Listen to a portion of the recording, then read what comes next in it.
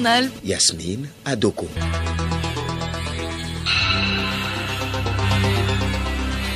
Mesdames et messieurs, bonjour. Au sommaire de cette édition, visite hier des chantiers de la deuxième phase du corridor Abidjan-Lagos et de construction du centre administratif. Le taux d'avancement des travaux est estimé respectivement à 67% et 90%. La journée de l'industrialisation de l'Afrique, c'était hier. Le site du laboratoire Tongmei a accueilli la célébration autour du thème « La promotion des chaînes de valeur régionales en Afrique », un moyen d'accélérer la transformation structurelle, l'industrialisation et la production pharmaceutique de l'Afrique. Guinée-Bissau, le recensement électoral a encore 15 jours supplémentaires. Le gouvernement justifie cette prolongation par la nécessité d'assurer la participation la plus importante possible. Et puis sport football, la 8e journée du championnat national de première division, c'est pour cet après-midi.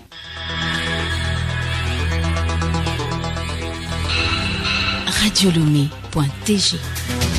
Bienvenue à tous. Ouverture ce matin à Lomé du deuxième atelier sur l'état de la bioénergie et sur l'application potentielle des indicateurs de durabilité du partenariat mondial pour les bioénergies au Togo, une initiative de l'Organisation des Nations Unies pour l'alimentation et l'agriculture FAO.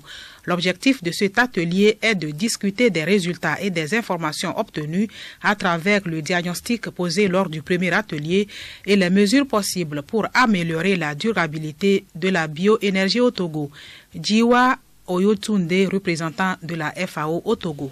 Le second atelier d'aujourd'hui fait suite au premier atelier au cours duquel on a fait un diagnostic des formes d'utilisation de la bioénergie au Togo, de l'état des lieux, du disponible et des perspectives. Maintenant, il existe 24 indicateurs qui sont fixés pour mesurer l'utilisation durable de la bioénergie. Et dans chaque pays, sur les 24, certains sont pertinents, d'autres ne le sont pas. Aujourd'hui, nous allons ensemble, avec tous les acteurs, réfléchir sur les 24 indicateurs qu'on avait déjà déroulés au cours du premier atelier et retenir l'essentiel. Ça peut être 10, ça peut être 12, peut être 8 qui sont pertinents dans le contexte du Togo qu'on peut mesurer. Cet atelier qui a rassemblé plusieurs acteurs va permettre également de discuter du rôle et de la contribution de la bioénergie moderne pour atteindre les buts de la conservation et de la restauration des terres dégradées et des paysages forestiers au Togo.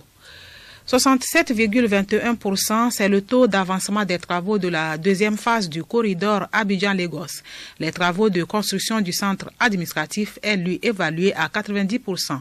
L'ambassadeur de Chine au Togo et le ministre en charge du transport et de l'infrastructure sont allés constater l'état d'achèvement de ces travaux hier à Lomé. Yacoubou Wahabou, Marie-Claire Pagnon.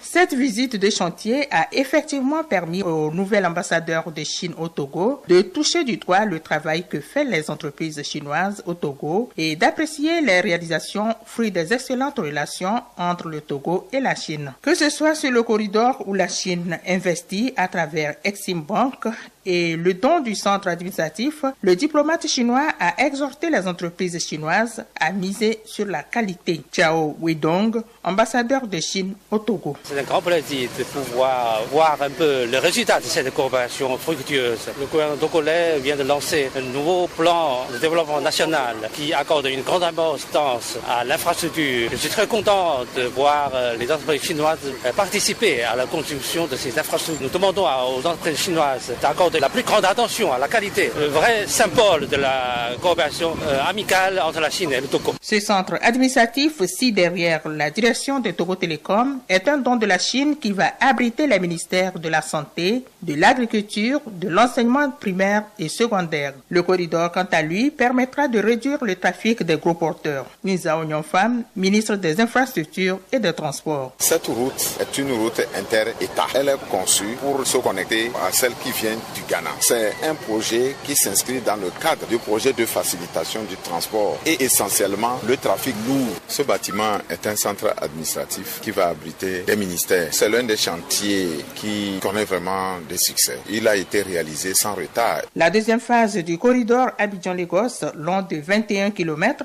est estimée à 45 milliards, tandis que le coût du centre administratif est de 18 milliards avec 4 zones. Parlant des infrastructures routières, la première édition de la Journée africaine de la sécurité routière a été célébrée hier sous le thème « Courtoisie sur nos routes pour sauver des vies ».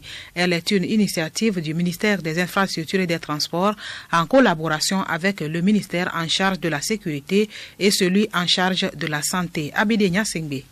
Dans sa communication ce matin à Lomé, le ministre Ninsao Nyonfam a insisté sur le respect des règles de courtoisie pour réduire le nombre d'accidents sur nos routes. Parmi ces règles qu'on devrait s'imposer même sans passer par une école, c'est la courtoisie, la patience pour rendre fluide la circulation.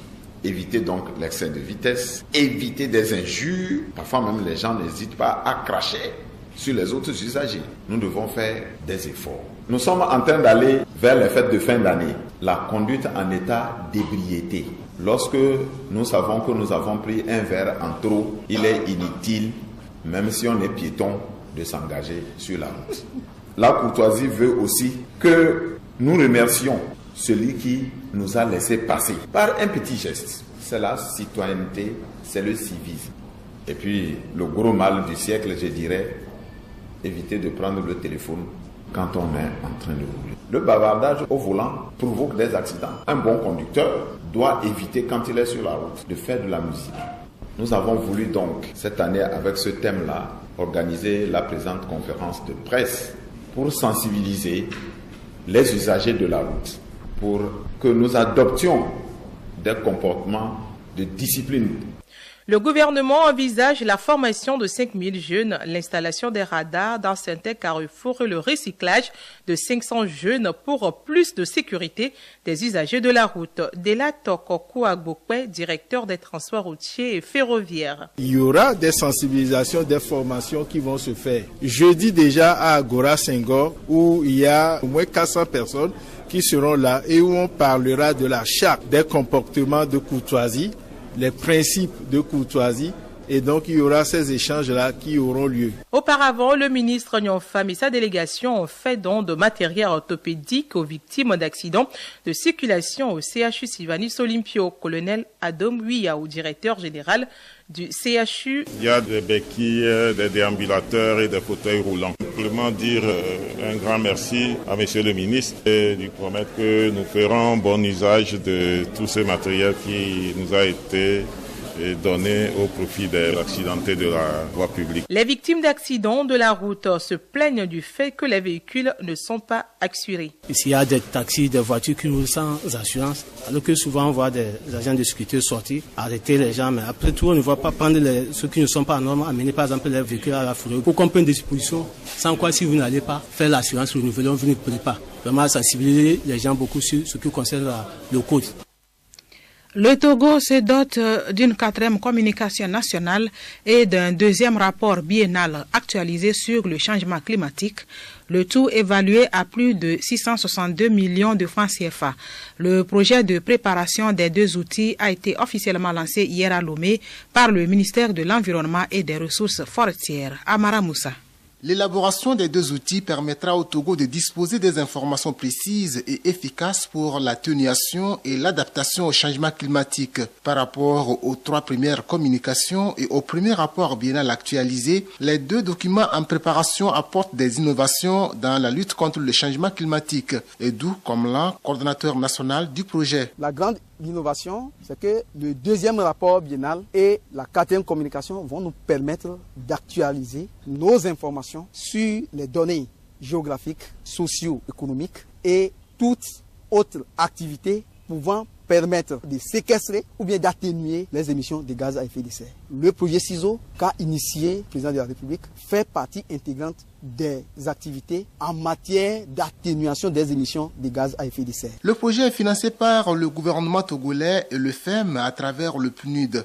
Pour le représentant résident du PNUD au Togo, Damien Mama, la lutte contre la pauvreté sans régler la question des changements climatiques sera vaine. Nous ne pouvons donc pas faire de la réduction de la pauvreté, toucher les plus pauvres, les plus isolés, si nous ne réglons pas la question des effets des changements climatiques sur ces populations pauvres. Le PNUD reste très engagé aux côtés du gouvernement pour soutenir les efforts du Togo dans la gestion durable de l'environnement et particulièrement la lutte contre les changements climatiques. La 4e communication nationale et le 2e rapport biennal actualisé s'inscrivent dans la droite ligne du projet national du développement PND, a laissé entendre André Johnson, ministre de l'Environnement et des Ressources forestières. La communauté africaine a célébré hier 20 novembre la 29e journée de l'industrialisation de l'Afrique.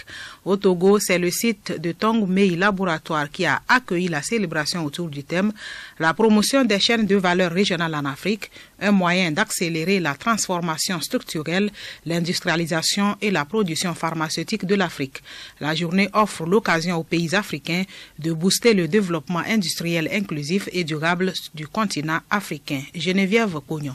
La commémoration du 20 novembre, journée de l'industrialisation de l'Afrique, est une opportunité pour inciter les pays africains à s'engager davantage dans le processus industriel. Il s'agit de susciter une prise de conscience au niveau mondial et mobiliser l'appui de la communauté internationale en faveur du développement industriel de l'Afrique. Le Togo, avec son plan national de développement PND, en a fait un défi. Pour le ministre Iou Gabriel Atibé de l'industrie et du tourisme, le thème retenu pour cette célébration cadre bien avec la vision du chef de l'État à travers le PND 2018-2022, celui de transformer structurellement notre économie pour une croissance forte, durable et inclusive. L'objectif recherché à travers la mise en œuvre du PND est d'atteindre une croissance forte et inclusive de l'ordre de 8% à l'horizon 2022. Ainsi, la transformation structurelle de l'économie passera par des actions de densification et de diversification du tissu industriel. La promotion et le développement de l'industrie pharmaceutique s'inscrivent donc dans cette logique. Toutefois, la transformation structurelle de l'industrie ne saura être possible sans une garantie d'un marché disponible à recevoir les produits industriels. Le renforcement des échanges intra-africains apparaît ainsi comme la solution à l'exclusion des produits manufacturés africains. Instituée depuis le 20 novembre 1989 par les Nations Unies, cette journée interpelle le peuple africain à reconnaître qu'il n'y a pas de développement sans industrialisation. Le journal Yasmine Adoko. À l'étranger, le gouvernement bissau-guinéen a prolongé de 15 jours le recensement électoral qui devait s'achever hier. Le gouvernement justifie cette prolongation par la nécessité d'assurer la participation la plus importante possible. Compte tenu des délais légaux entre la fin du recensement et la convocation du scrutin, ainsi que l'organisation de la campagne électorale, la tenue du scrutin avant la fin de l'année, comme le souhaite la communauté internationale, paraît désormais compromise. Le scrutin législatif initialement prévu le 18 novembre dernier doit permettre de dénouer la crise que traverse le pays depuis l'éviction en août 2015 par le président de son premier ministre. L'ONG Save the Children estime que 85 000 enfants sont morts de faim ou de maladie entre avril 2015 et octobre 2018 au Yémen. D'autres ont par ailleurs été tués dans des combats qui ensanglantent ce pays. Elle affirme dans un communiqué rendu public ce mercredi avoir utilisé des données de l'ONU pour évaluer le taux de mortalité dû au cas de malnutrition sévère et de maladies chez les enfants de moins de 5 ans. Les enfants yéménites sont les plus durement touchés par la guerre qui dure depuis plus de 3 ans entre forces gouvernementales et rebelles Houthis.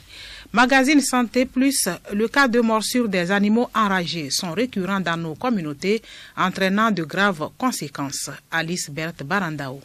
La rage est une maladie transmissible à l'homme et est toujours mortelle. Elle est très souvent causée par des animaux enragés comme le chien, le chat ou le singe. Que faire des morsures d'un animal enragé comme le chien? Dr Mabalo Kossi, président de l'Ordre national des médecins vétérinaires du Togo. Une fois que vous êtes griffé ou mordu, il est conseillé de laver le plus rapidement possible la plaie de morsure avec une eau savonneuse et utiliser soit un antiseptique, genre bétadine nettoyée, avant de se rendre à l'hôpital. Tout ceci permet de limiter la contamination. toute morsure de chien doit être signalée au service vétérinaire. C'est-à-dire qu'une personne qui a été mordue par un chien doit se rendre impérativement dans un centre de santé le plus proche et ensuite amener le chien au service vétérinaire pour la mise en observation de son chien. Donc, c'est à l'issue de la mise en observation qu'on pourra vraiment déterminer si le chien, au moment où il mordait la personne, il était porteur du virus dans sa salive. Dites-nous, docteur, si un chien vous lèche quelque part, est-ce dangereux? Oui, c'est que si vous avez une plaie, par exemple, le chien peut lécher la plaie, il peut vous introduire le virus par l'intermédiaire de cette plaie. Donc une plaie est une porte d'entrée du virus dans l'organisme de l'homme. Le chien est un excréteur présymptomatique, c'est-à-dire qu'il élimine le virus de la rage avant de développer les symptômes. Une fois mordu par le chien, lavez rapidement la plaie et rendez-vous vite dans un hôpital le plus proche. À mercredi prochain.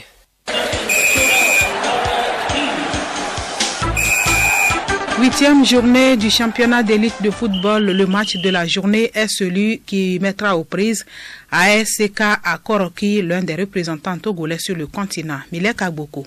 Tout comme Gomido de Kpalimé, Koroki Metete de Tchamba devra cet après-midi rassurer son public avant la première sortie le 28 novembre prochain sur le continent. Mais ASCK, très ambitieux cette saison, ne ratera pas l'occasion à domicile. Voici les autres affiches. Gomido reçoit Ange, Bekenti accueille Maranatha, Fouadan joue AS Togoport, AS OTR reçoit Sarah, Semassi en deux coups avec Asco, Bolesu Dito.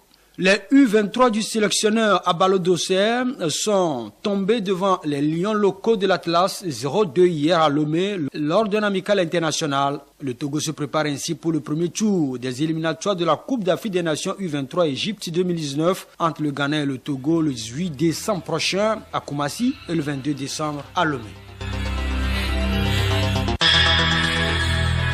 Cette édition s'achève. Retenez pour l'essentiel la visite hier des chantiers de la deuxième phase du corridor Abidjan-Lagos et de construction du centre administratif.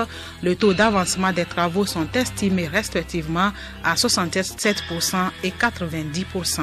Merci d'avoir suivi le journal.